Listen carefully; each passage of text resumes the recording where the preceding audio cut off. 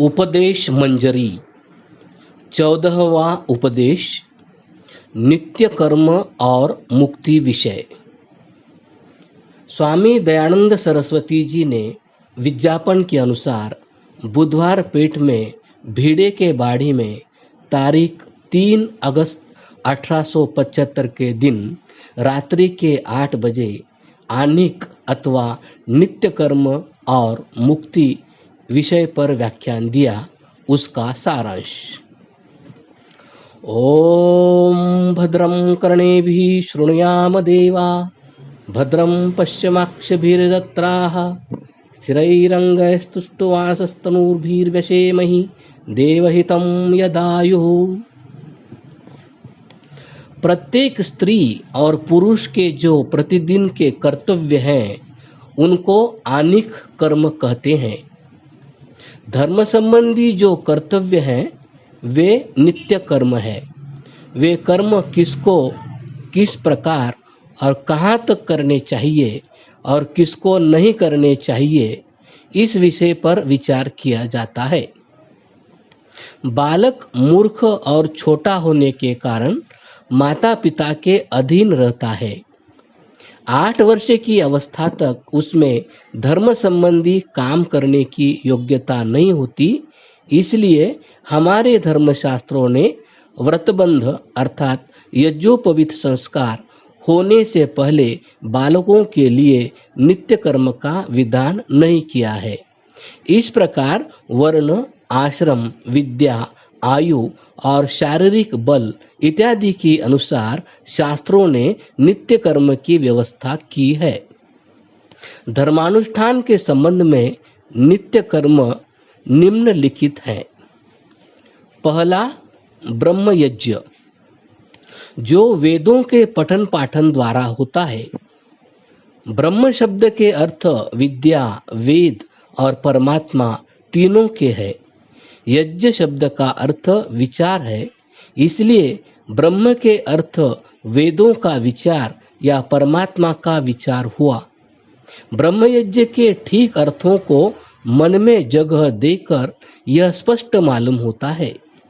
आजकल जिस रीति पर ब्रह्म यज्ञ किया जाता है वह निष्फल है और फिर यह आक्षेप मन में कभी स्थान न पावेगा कि आधुनिक ब्रह्म यज्ञ शास्त्र के अनुसार नहीं है। दूसरा, देव यज्ञ, यदग्नो हूयते स देव यज्ञः, जो अग्नि में होम किया जाता है वह देव यज्ञ है। कोई लोग देव यज्ञ का अभिप्राय देवताओं की पूजा समझते हैं, परंतु ब्राह्मण ग्रंथों और मनुस्मृति के देखने से मालूम होता है कि इस देव यज्ञ का ठीक अभिप्राय होम अर्थात अग्निहोत्र है। अग्नि 2 प्रकार की है, जठराग्नि और भौतिक अग्नि। कोई लोग कहते हैं कि होमैर देवान यथाविधि अर्चयत, होम से विद्वानों का यथाविधि सत्कार करना चाहिए। होम शब्द के पारिभाषिक अर्थ कभी कभी दान और आदान के भी हो जाते हैं। फिर भी कोई मनुष्य किसी प्रकार मूर्ति पूजा को देव यज्ञ में शामिल नहीं कर सकता। तीसरा, पितृयज्ञ, यस्मिन् पितृभ्यो ददाति स पितृयज्ञः, जिसमें पितरों को दिया जावे अर्थात उनकी सेवा की जावे उसे पितृयज्ञ कहते हैं। यहाँ पर पितृ शब्द के अर्थ पर विचार करना चाहिए। न तेन वृद्धो भवति एनास्य पलितं शिरः, अज्जो भवति वै बालः पिता भवति मंत्रदः। न हायर्नैर्न पलितैर्न वित्तैर्न न च बन्धुभिः, ऋषेश्चक्रिरे धर्मं यो अनुचानः स नो महान्।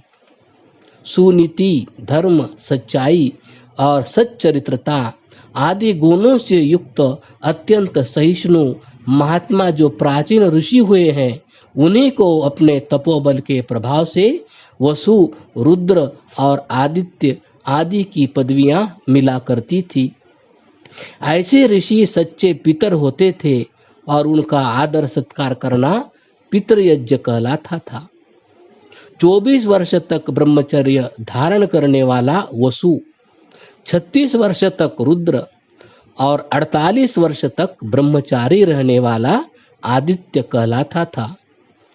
छांदोग्य उपनिषद में प्रातः, मध्याह्न और सायंकाल के लिए 3 सवन बतलाए गए हैं जो तीनों प्रकार के ब्रह्मचारियों से संबंध रखते हैं।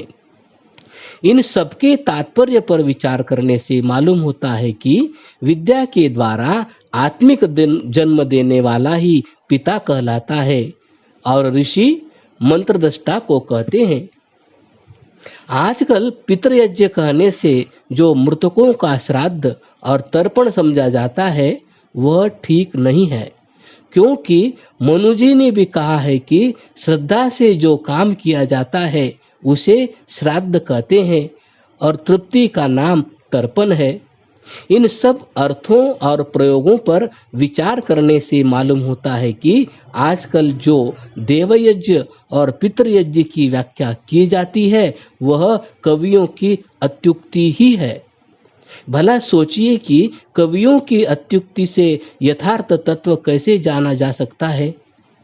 विद्या सत्कार अर्थात ऋषि सत्कार और पितृ सत्कार अर्थात विद्वानों के सत्कार को पितृयज्ञ मानना चाहिए। श्रद्धा के बिना जो किया जाता है वह धर्म कर्म अर्थात श्राद्ध नहीं होता। मनु जी ने कहा है, पाषंडिनो विकर्मस्थान वैडाल वृत्तिकान छटान हेतुकान बकवृत्तिश्च वांगमात्रेणापि नार्चयत। पाखंडी, वेदों की आज्ञा के विरुद्ध चलने वाले, विडाल वृत्ति वाले, हठी, बकवादी और बगुला भक्त मनुष्यों का वाणी से भी सत्कार नहीं करना चाहिए। वेद विहित पितरों की सेवा शुश्रूषा छोड़कर समुद्र, पहाड़, नदी और वृक्षों का तर्पण करना और इसे श्राद्ध मानना भला पाखंड नहीं तो और क्या है। प्राचीन पद्धति ही यदि लेनी थी तो ऋषियों की पद्धति स्वीकार करते। चौथा, भूत यज्ञ। यो भूतेभ्य क्रियते स भूत यज्ञ।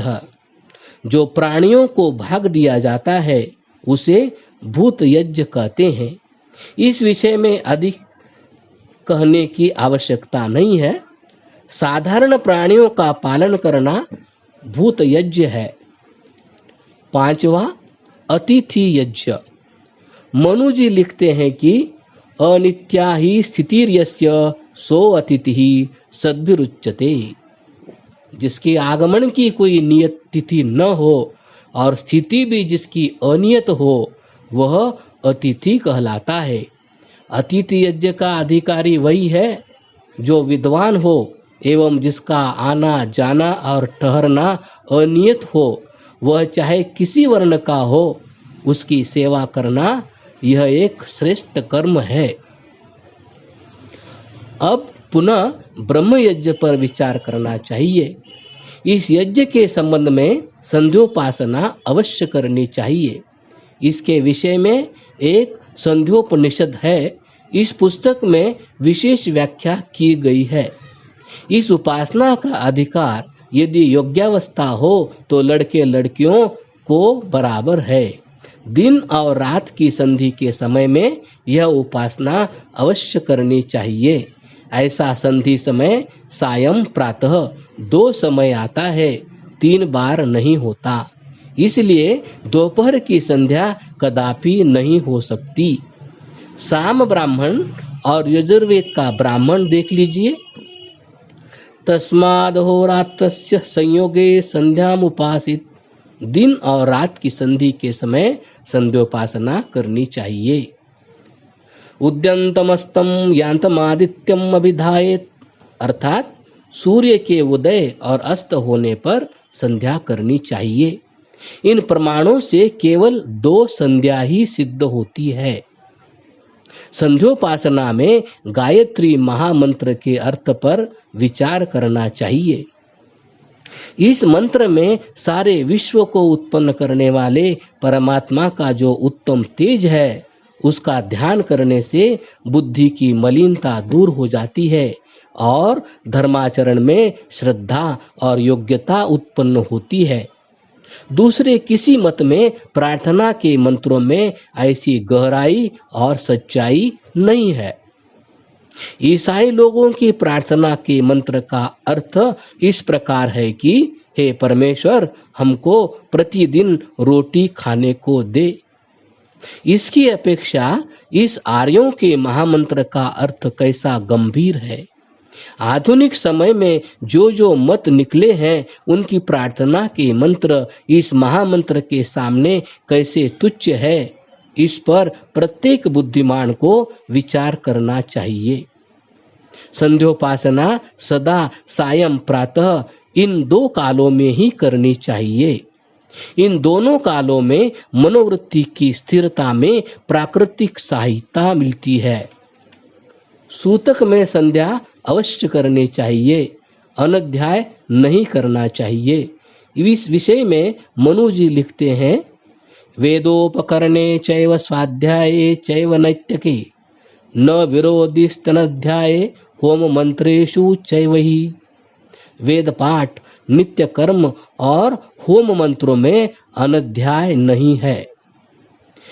नित्य कर्म का अभिप्राय यह है कि अपने मन का लक्ष्य परमेश्वर को बनाया जावे।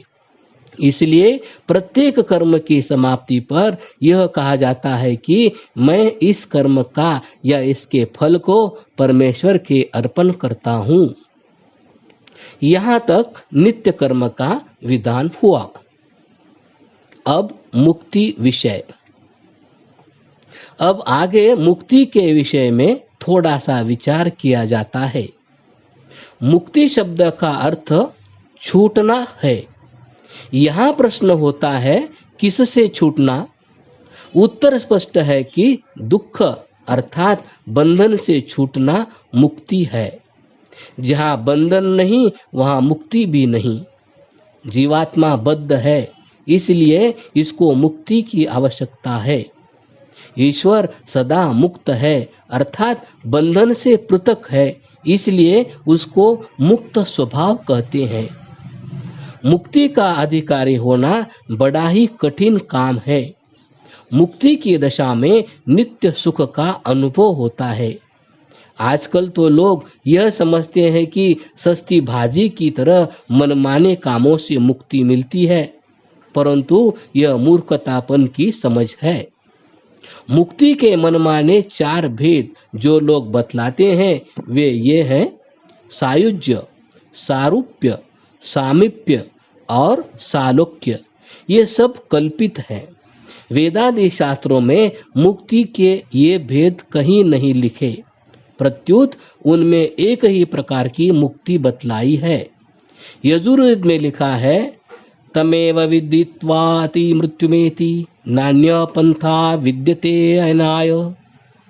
उस परमात्मा को जानकर ही मृत्यु को जीत सकते हैं, दूसरा और कोई मार्ग नहीं है।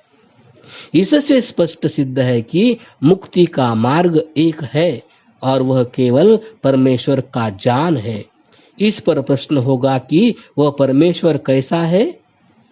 न तस्य प्रतिमा अस्ति यस्य नाम महद्यश, अर्थात उस परमात्मा की कोई प्रतिमा, मूर्ति या पैमाना नहीं है जिसका कि यश बड़ा है।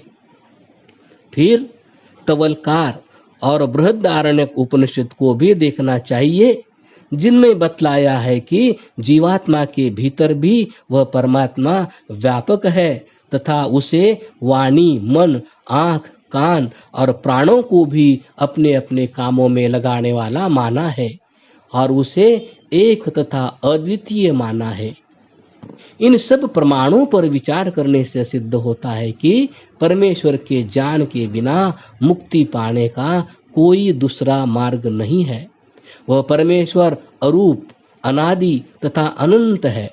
वही ब्रह्म सबसे बड़ा और सबका सहारा है। आजकल की मुक्ति तो यह समझी जाती है कि जीव और परमात्मा एक ही है, बस यह ज्ञान होना ही मुक्ति है। यह आजकल के वेदांतियों का मत है, किंतु यह सच्चा वेदांत नहीं है और वेदों का सिद्धांत नहीं है। इस बात की पड़ताल करने पर कि षट दर्शनों के प्रणेताओं की मुक्ति के विषय में क्या सम्मति है, इसका तत्व मालूम हो जाएगा। पहले जैमिनीकृत पूर्व मीमांसा में यह कहा है कि धर्म अर्थात यज्ञ से मुक्ति मिलती है, और वहाँ यज्ञो वै विष्णु इत्यादि शतपथ ब्राह्मण के प्रमाण भी दिए हैं। इस पर विचार कीजिए। फिर कणाद मुनि ने वैशेषिक दर्शन में कहा है कि तत्वज्ञान से मुक्ति होती है। न्याय दर्शन के रचयिता गौतम ने अत्यंत दुख निवृत्ति को मुक्ति माना है। मिथ्या ज्ञान के दूर होने से बुद्धि, वाक और शरीर शुद्ध होते और इनकी शुद्धि से यथार्थ ज्ञान उत्पन्न होता है, वही मुक्ति की अवस्था है। योग शास्त्र के कर्ता पतंजलि मानते हैं कि चित्त वृत्तियों का निरोध करने से शांति और ज्ञान प्राप्त होते हैं और इससे कैवल्य अर्थात मोक्ष की प्राप्ति होती है। सांख्य शास्त्र के प्रणेता महामुनि कपिल कहते हैं कि 3 प्रकार के दुखों की अत्यंत निवृत्ति होना ही परम पुरुषार्थ अर्थात मुक्ति है। अब देखिए कि उत्तर मीमांसा अर्थात वेदांत दर्शन के रचयिता बादरायण व्यास क्या कहते हैं। अविभागेन दृष्टत्वात् चिति तन्मात्रेण तदात्मकत्वादितो डुलोमिहि अभावं बादरिराह हेवं भावं जैमिनिर्विकल्पा मणन्तात् द्वादशाव दुबदय विधम बादरयाणो यतः। व्यास के मत से मुक्ति की दशा में अभाव और भाव दोनों रहते हैं। मुक्त जीवात्मा का परमेश्वर के साथ व्याप्य व्यापक संबंध रहता है। दोनों एक अर्थात जीवात्मा का अभाव कभी नहीं होता। भोग मात्र साम्य लिंगाच्च परमेश्वर के ज्ञान, सामर्थ्य और आनंद जीवात्मा को प्राप्त होते हैं। ईश्वर का आनंद असीम है, वैसा आनंद मुक्त जीवात्मा को तो हो ही नहीं सकता। जीव ब्रह्म में अभेद मानने से धर्मानुष्ठान के सब साधन, योग, तप और उपासना आदि सब निष्फल हो जाएंगे। इसलिए परमात्मा और जीवात्मा को एक मानना ठीक नहीं है। व्यापक और व्याप्य, सेव्य और सेवक आदि संबंध ईश्वर और जीव में वर्तमान रहता है और यही संबंध जीवात्मा के जन्म मरण के बंधन से छुटकारे का कारण होता है। ओम शांति शांति शांति ही। 14वां उपदेश समाप्त। क्रमशः